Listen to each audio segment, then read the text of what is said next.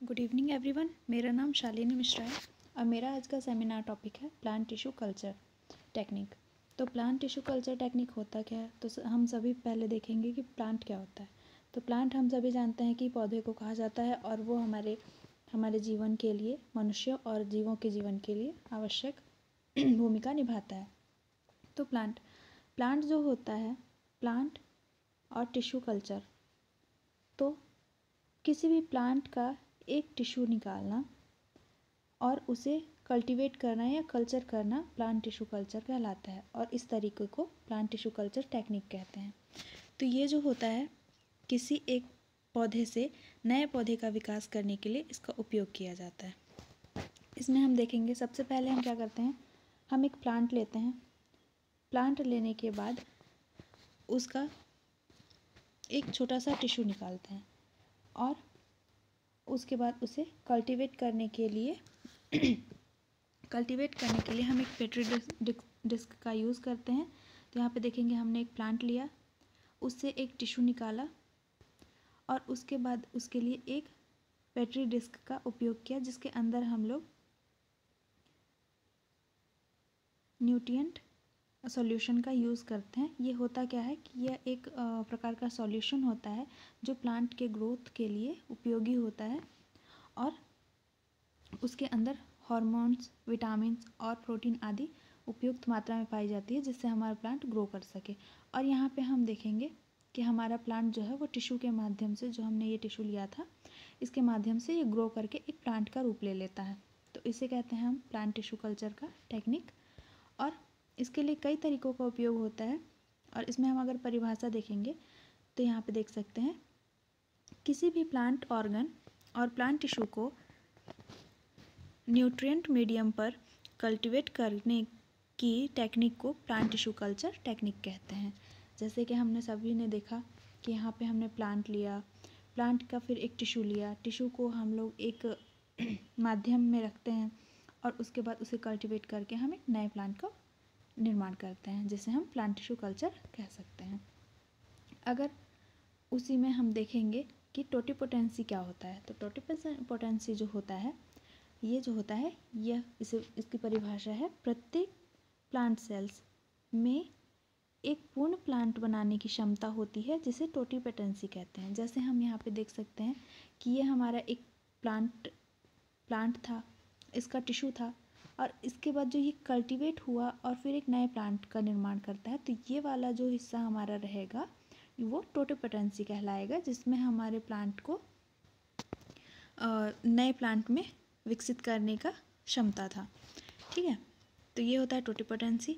और उसके बाद हम लोग देखेंगे कि एक एक्स प्लांट नाम का एक एक्स प्लांट का पॉइंट आता है, जिसको हम लोग कैसे जानेंगे और क्या होता है ये। तो जिस प्लांट का टिश्यू का उपयोग कल्चर के लिए किया जाता है, जिस प्लांट के टिश्यू का उपयोग कल्चर के लिए किया जाता है, उसे एक्स प्लांट कहते हैं। जैसे उसे हम कह सकते हैं फादर प्लांट या फिर पेरेंट्स प्लांट भी हम उसे कह सकते हैं। जो एक प्लांट होता है उसके माध्यम से नए प्लांट का निर्माण होता है। और यहाँ पे हम लोग देखेंगे कि प्लांट टिश्यू कल्चर के लिए उपयुक्त होने वाली जो प्रयोगशाला होती है या फिर उपकरण होता है, वो कौन कौन सा होता है। जैसे लेबोरेटरी जो होता है और उसमें यूज़ होने वाले आपके इक्विपमेंट्स जो होते हैं वो कौन कौन से होते हैं। तो इसमें हम एक देखेंगे कि लैमिनार एयर फ्लो के नाम से एक लेबोरेटरी पाई जाती है, जिसमें हम किसी भी प्लांट को डालते हैं इस जगह पे और उसमें बहुत ज़्यादा ही एयर फ्लो होता है, जिसकी वजह से माइक्रोब्स जो होते हैं वो उसमें नहीं आते हैं। इट मीन्स इसमें किसी भी प्रकार के बैक्टीरिया नहीं रहते हैं। ये पूर्णतः शुद्ध और स्वस्थ रहता है, जिससे हमारे जो प्लांट होते हैं वो अच्छी तरह से ग्रो कर पाते हैं और एक अच्छे प्लांट के रूप में विकसित हो पाते हैं। तो इसमें किसी भी प्रकार का बैक्टीरिया नहीं आता है और यह आसानी से प्लांट को विकसित करने में सहायता करता है। तो ये जो होता है, ये एक प्रकार का लेबोरेटरी होता है, जिसमें हम लोग आसानी से कल्चर कर सकते हैं अपने प्लांट्स को। और उसके बाद हम लोग देखेंगे कि कौन कौन से उपकरण इसमें उपयोग होता है। उपकरण में अगर हम देखेंगे तो एक होता है सबसे पहला आपका ये फॉरसेप और दूसरा होता है निडिल। तीसरा हम देखेंगे पेट्री डिस्क होता है उपयोग और चौथा होता है सीजर। तो ये 4 प्रकार के उपकरण हम अपने टिश्यू कल्चर में यूज़ कर सकते हैं, जिसमें हम जब पहला और दूसरा है हमारा फॉरसेप और निडिल, इसका उपयोग हम करते हैं उससे पहले हम इसे अल्कोहल में अच्छी तरह से डुबोकर धोते हैं, जिसकी वजह से जो माइक्रोब्स होते हैं वो नष्ट हो जाते हैं और हमारे जो प्लांट होते हैं उसे किसी भी प्रकार की हानि नहीं पहुंचती है। दूसरा अगर हम देखेंगे तो पेट्री डिस्क और सीजर, तो इसका उपयोग करने से पहले हमें इसे ऑटोक्लेव करना होता है, जिसकी वजह से इसके जो बैक्टीरियाज होते हैं वो नष्ट हो जाते हैं और वो अच्छी तरह से स्टेरिलाइज हो पाता है।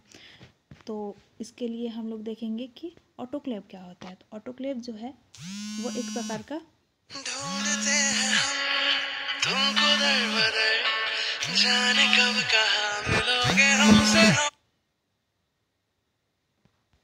सॉरी जो ऑटोक्लेव होता है वो क्या होता है? ऑटोक्लेव एक प्रकार का इंस्ट्रूमेंट होता है जिसमें हम अपने किसी भी सामान को आसानी से क्लीन कर सकते हैं, जिसमें सारे बैक्टीरिया जो होते हैं वो मर जाते हैं। इसके लिए हमें इलेक्ट्रिसिटी की उपयोगिता होती है। इलेक्ट्रिसिटी का उपयोग किया जाता है और आवश्यकता होती है। यह एक प्रकार का क्लीनर या फिर बॉयलर के रूप में हम इसे जान सकते हैं। इसमें ये इस प्रकार का एक इंस्ट्रूमेंट पाया जाता है और इसके अंदर की अगर संरचना देखें तो ये कुछ इस प्रकार से होती है। ये जो अपना होता है इसमें हमारा जो इलेक्ट्रिसिटी होता है वो फ्लो होता है और ये जो अपना चैम्बर है ये, इसके ऊपर एक प्लेट रखी जाती है और प्लेट रखने के बाद इस पे हम जो हमारा जो बॉक्स होता है ऑटोक्लेव का उसको रखते हैं और उसे कुछ मिनट के लिए या कुछ घंटों के लिए स्टार्ट कर देते हैं, जिससे वो बॉयल होके और सारे जितने भी हमारे बैक्टीरिया हैं वो नष्ट हो जाते हैं। और उसके बाद हम देखेंगे कि जो हमारे प्लांट टिश्यू कल्चर होते हैं उसकी उपयोगिता क्या क्या होती है।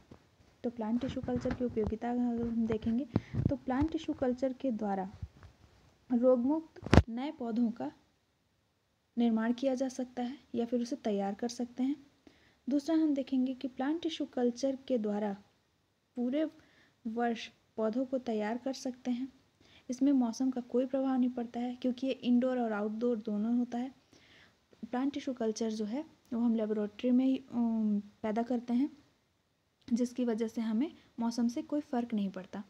और तीसरा अगर हम देखें तो प्लांट टिश्यू कल्चर जो है वो लार्ज नंबर में प्लांट के क्लोन को तैयार कर सकता है।